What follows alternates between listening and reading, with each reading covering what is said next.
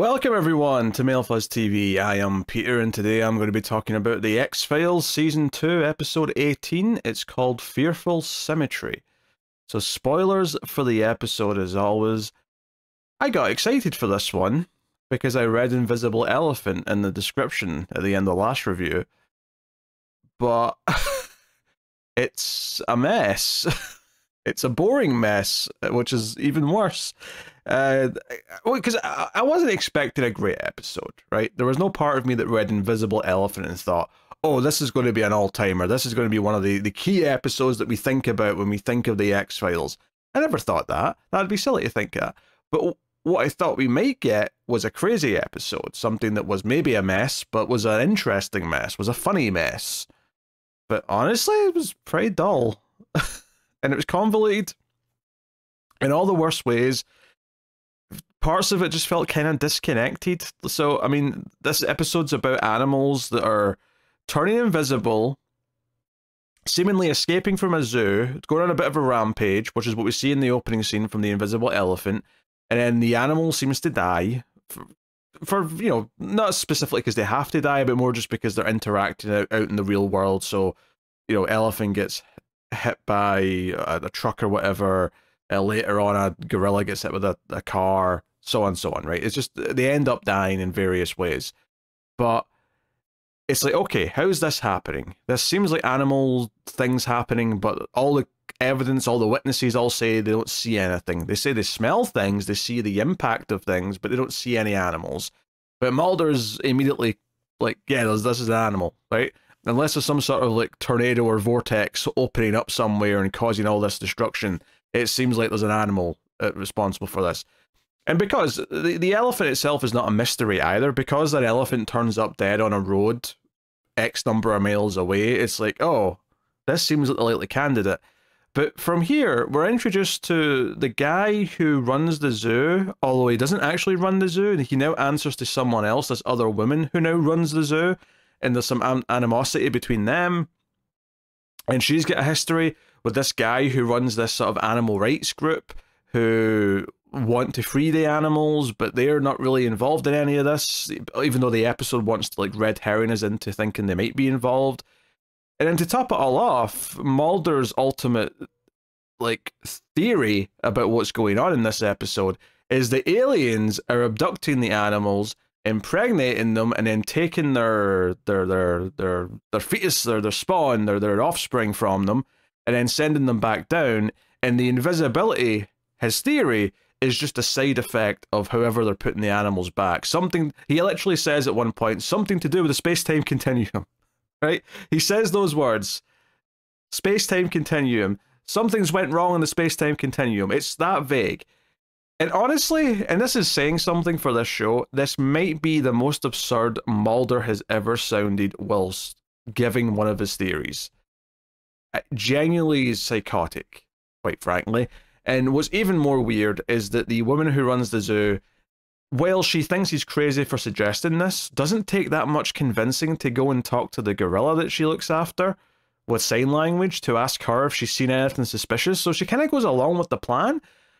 Anyway, the big thing for me with all this is how disconnected this, like, oh, the aliens are behind what's actually happened to the animals thing is. Like, how small and disconnected that is from the rest of the episode, which mostly revolves around this woman running the zoo, her intentions, is she up to something, is she in conflict with the other guy that she's now the boss of, who's unhappy that he's got a woman boss, right? We're dealing with those kind of dynamics. And kind of the romance history she has with the guy who runs the animal rights like group, like that's what we spend so much of this episode focusing on, is like, oh, she's going to have this gorilla taken away from her because she stole it from captivity from this other country who are suing her and want their gorilla back, but she's apparently doing it for good reasons. But the animal rights guy thinks, oh, you still put her in a cage, you still have the gorilla in a cage, it's not really all that free. Maybe she should go back to her home and go to a preserve or something. And I swear we spend so much runtime of this episode focusing on these three characters, introducing these three characters, exploring how they know and feel about each other in various scenes, And all of it has nothing to do with what's actually happening to the animals, right? Obviously, the fact that the animals are getting out and turning up dead somewhere is affecting them. That is true. Like, they are some of the consequences of what's happening is ricocheting through them. But we get to a point later in the episode where, because this woman has arranged with the guy that works for her to sort of like sneakily take the gorilla when it's supposedly been taken away by the authorities, she's paid him to help smuggle the gorilla in secrecy to somewhere else. But because her ex-boyfriend, who is the head of the animal rights group, shows up to snoop around to maybe help her, because she'd already asked him to help with the gorilla. See, this is getting confusing even talking about it. Right, hold on. Right, let me get some names here, right? So the woman is named Willa. The head of the animal rights group is named Kyle. And then Ed is the guy who works at the zoo, who used to be in charge at the zoo. They do a whole thing early on where maybe he was doing really inhumane things to the animals and treating them badly. But to be honest, that never really seems to go anywhere. Like, they just kind of forget that was something that he was supposed to be doing in the past. They show footage of like an elephant being treated horribly. But then by the time we get to the second half of the episode, whatever his history is, it doesn't matter. All that matters is that Willa's hiring him to help smuggle this gorilla away so she can keep the gorilla somewhere secret. But anyway, she asked Kyle to help her sneak out the gorilla for old time's sake, because it's bad for the gorilla to go back to wherever.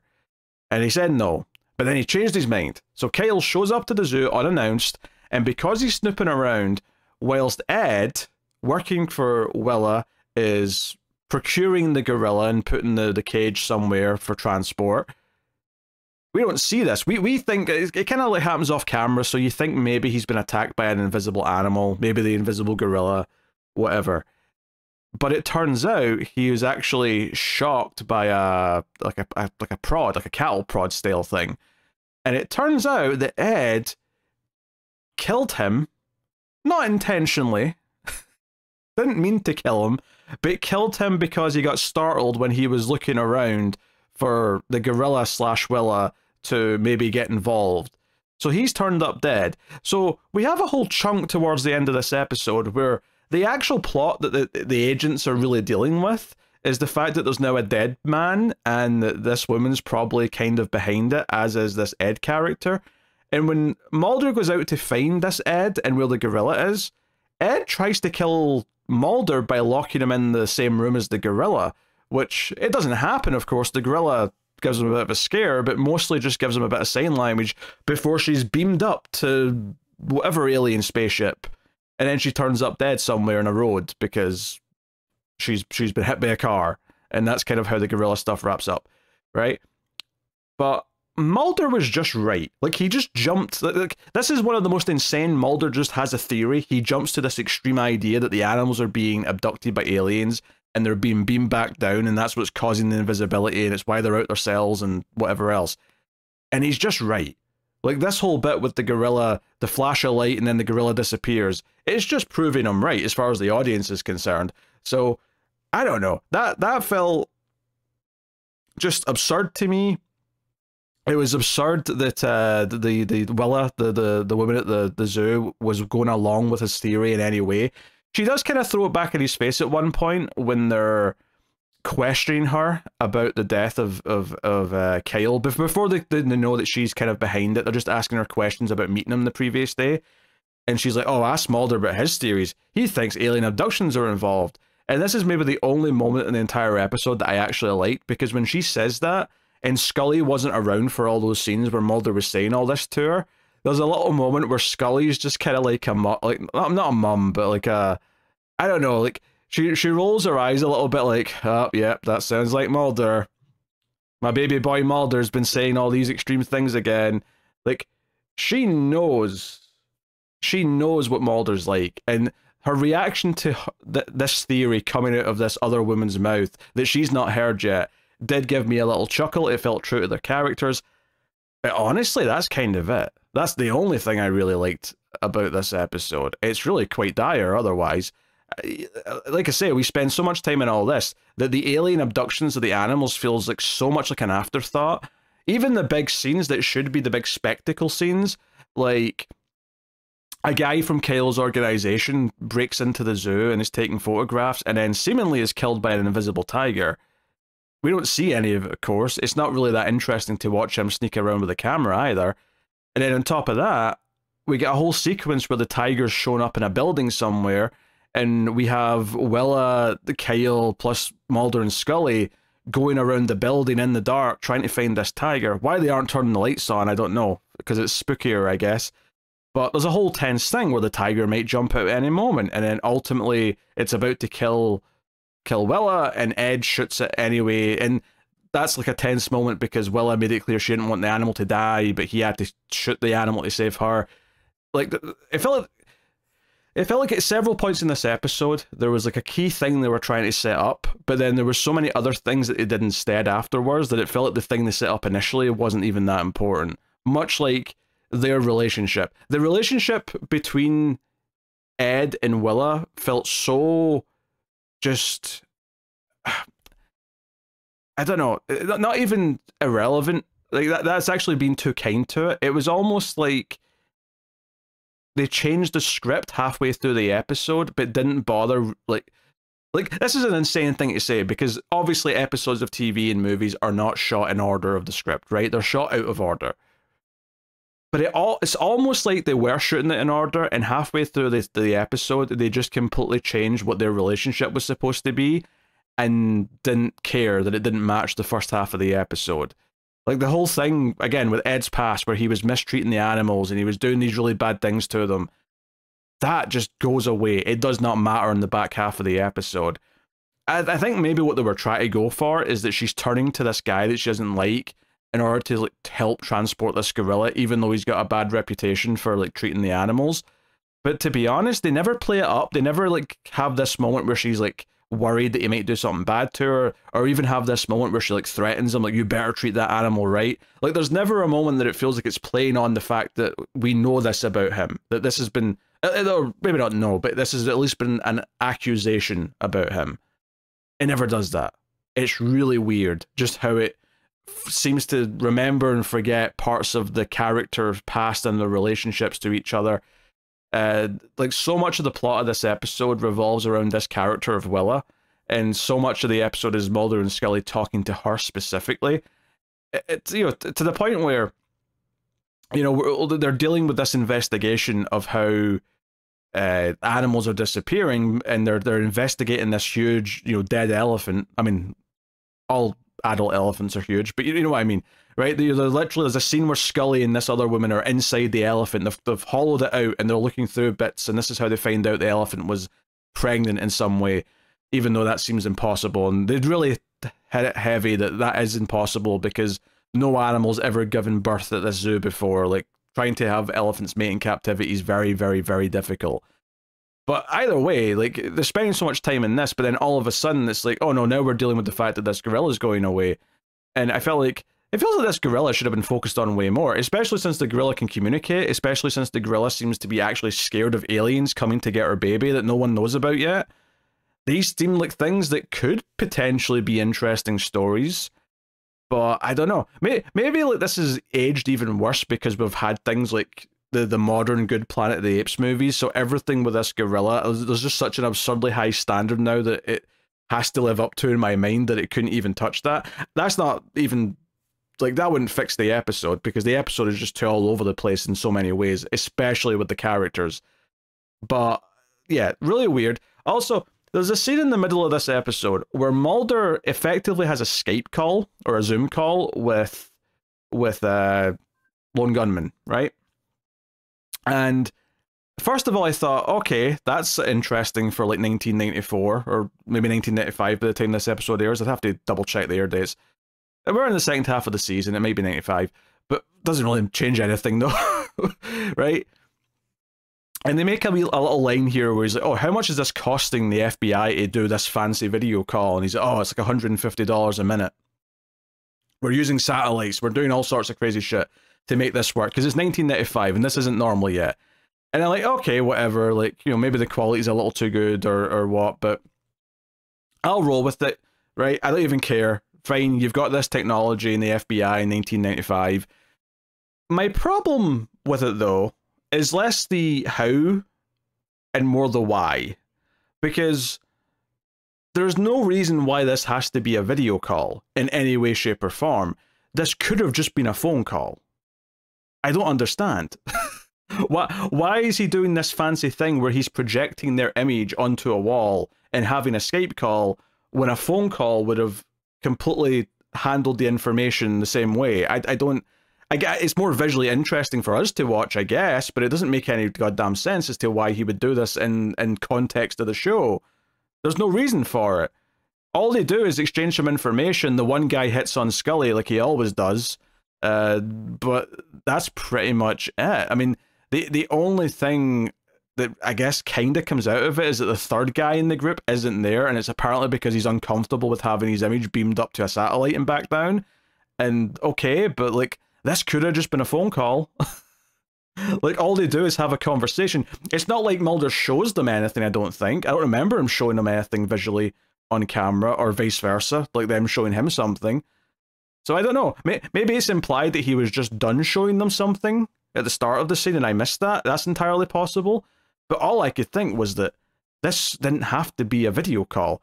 And even if he did show them something at the start of the scene, this is the 90s. They do have fax machines. They do have ways of sending images. They could send an image and then continue the phone call using normal everyday technology of the time period. I've seen that done in movies and shows before from this kind of era, from the 80s and 90s. So I don't know. It felt like we're doing this over the top version of a phone call just for the sake of it, and not because there's a reason to actually do it or a reason in universe for them to want to do it. You know, it's not like someone came in and said, "Hey Mulder, next time you make a phone call, let's do this instead because we're testing out this new thing," or something like that. We just cut to the scene and this is just how he's doing it for some reason, and I don't understand why. And it's not even that important a scene of the episode. It's not really that like a big deal from a story perspective. It's just a really weird individual choice for this scene, because you can still just shoot. I mean, do you know what? Maybe this has got more to do with, like, maybe they didn't have access to the location for where these guys normally are. You know, they're the lone gunman office, right? Maybe they didn't have that set for some reason, and they had too much short notice to prepare it or get another set ready or something.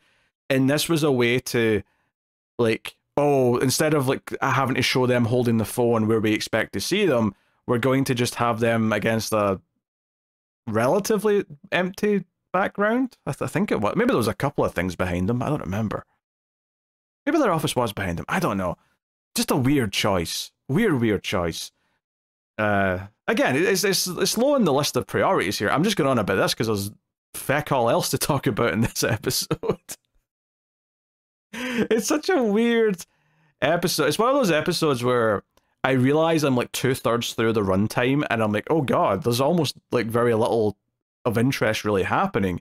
It's just kind of going in circles with these like guest characters and their interpersonal relationships, which would be fine if there were good relationships and there was like a good story of drama coming out of it. But like I said, we find out that Willa and Kyle have a history, and then he turns up dead accidentally, like the next scene that he's in. And it's not because there was some scheme to kill him, it's just an accident. Like, every single narrative, like, pivot in this episode is extremely unfulfilling. Like, nothing ever, like, pays off what came before. Nothing ever makes what's going on more interesting or engaging. It always just kind of deflates it and is like, oh, this happened, but it's not for any interesting reasons. It's just complete happenstance. And I think in those cases, right, if you're going to do a scene or a plot beat where a character is killed by accident, and it is purely an accident, and there's no malice behind it, but it's going to look bad for everyone involved, then I think you have to show the accidental thing happening. You have to actually show it play out. Because I think that would be the most interesting part of it, is seeing just the circumstances of it happening. There's a danger it'll look stupid, it'll make the characters look stupid, but it's more interesting than almost like pretending it's going to be a serious plot point, only to find out, oh no, it was just a cock-up. I don't know. Nothing's fulfilling in this episode, and that's saying something, because we've got elephants. They got shots of a real elephant standing in a road. At least it looked like they did, anyway. If they didn't get a real shot of that, and it was some sort of composite effect, then A+, because it looked great.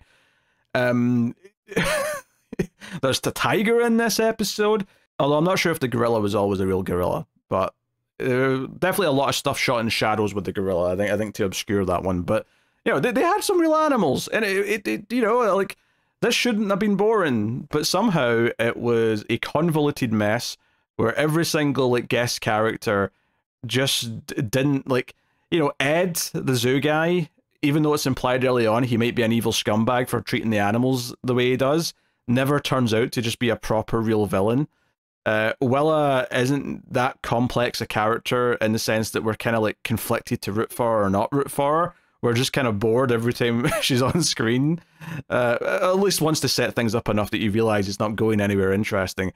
And then Kyle, who's meant to be this, like, you know, potential, like, renegade character who heads up this group that could be releasing the animals, every time he's on screen, he just kind of acts really annoyed at anyone he's talking to.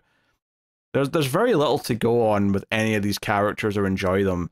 This is exactly the sort of thing where it needed, like, several more drafts of a script to, like, get it into a place where the actual drama between the characters would be good. You still have maybe the problem of the alien abduction stuff just feeling kind of tacked on and almost like it's having less impact on anything going on than it really should. Obviously, it's affecting the animals and it's what's putting them through this.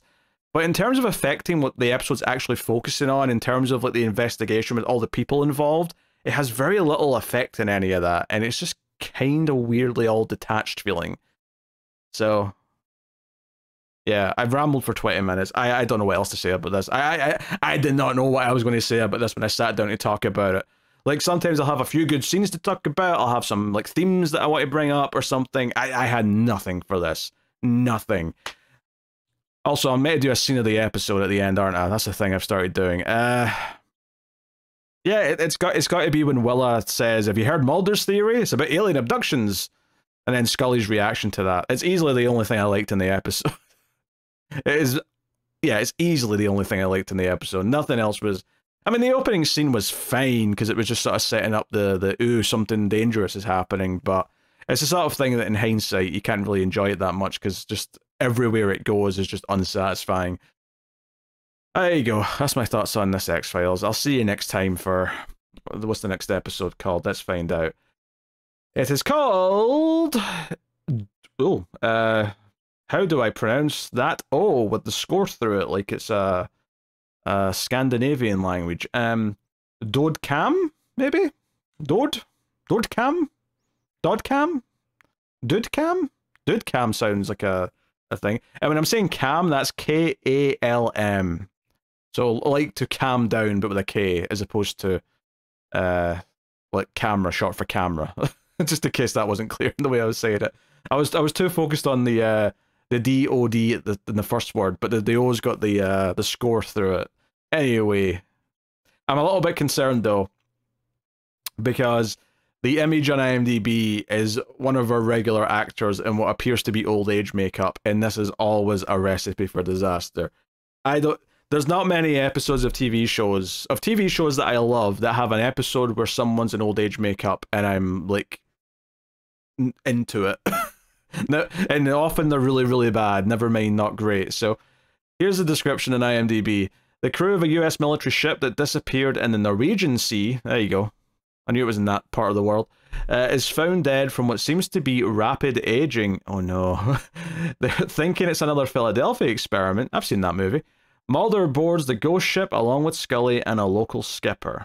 See, I kind of like the idea of them, like, going around a spooky ship full of dead people.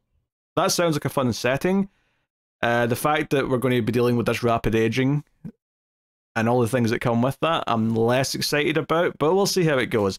I mean, it can't be much worse than this episode, I'll say that much. So let me know what you thought of this episode in the comments below. Like, subscribe, all that stuff helps me out a bunch if you do.